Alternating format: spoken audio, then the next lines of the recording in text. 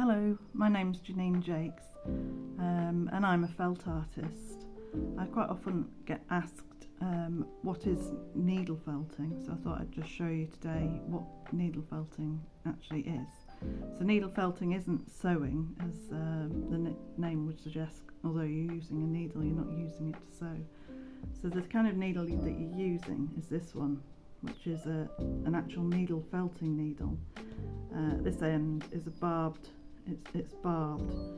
So as you stab wool into your artwork, the wool tangles up using this needle and keeps it in place. So this is a single needle felting needle, and you can buy tools which enable you to add lots of needles.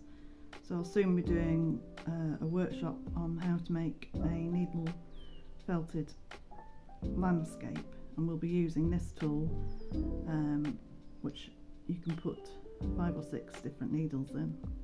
So I'll just show you. So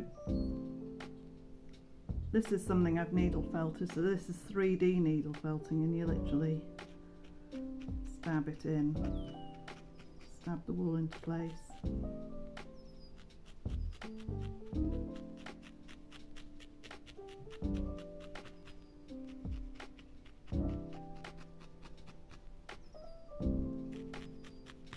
This has been made entirely with needle felting. It started off a lot larger, the pumpkin did, and then as you needle felt, it decreases in size and compacts. So this is 3D needle felting, which I don't often do, but I have made this little pumpkin, and in a previous workshop with someone else I did make this pumpkin too, and we needle felted all the face on as well. So that's one form of needle felting. You've probably seen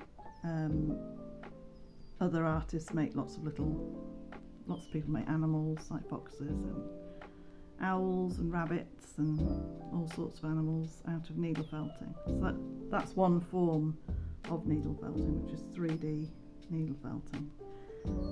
The kind of needle felting I generally do is 2D needle felted. So this is a landscape I've made purely from needle felting it. I don't know if you can see, it is quite fluffy,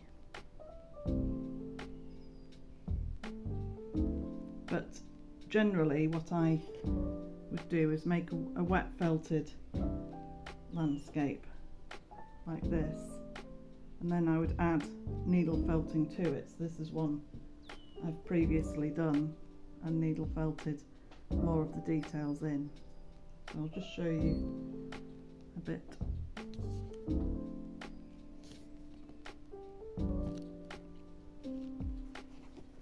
So you could either make a landscape from scratch, whereby you'd literally start out with a piece of felt like this,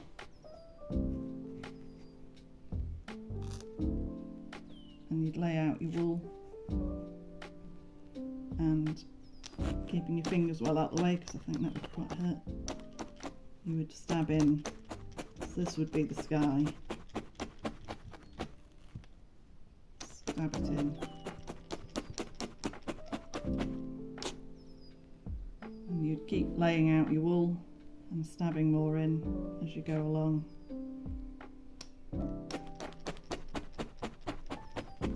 So this is how you would create a needle felted landscape. And I'd keep working my way down the felt until I'd filled it with a landscape.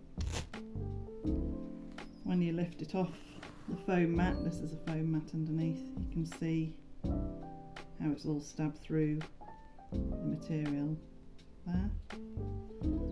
And on this one that I made earlier, you can see it's all stabbed. That's the back of it, and how it's all stabbed through. That's the front. So that's the needle felted landscape. But I tend to do wet felted landscapes. This was a little demo I did on Sunday where everyone made a poppy scene. So once I've made I've probably seen, I would then add more details to it with needle felting. So you could sharpen up the edges and just use a single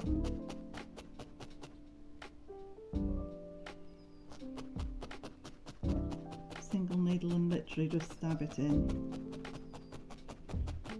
So at this point you're actually just adding little tiny bits of wool into your artwork.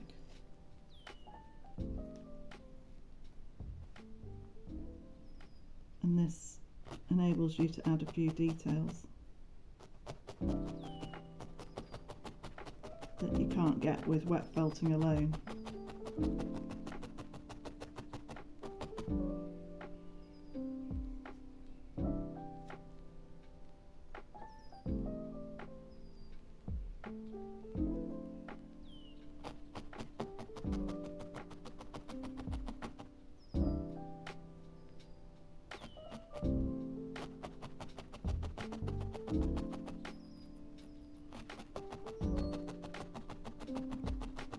So if I wanted to, I could carry on and complete this picture, but as it was just a little demo at the time, I probably won't do anything with it, to be honest.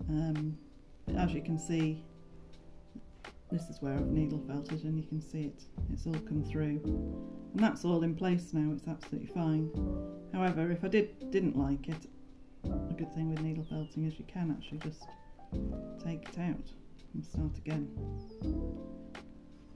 So that's the needle felted, that's a wet felted landscape, which you can see isn't as fluffy as the needle felted one.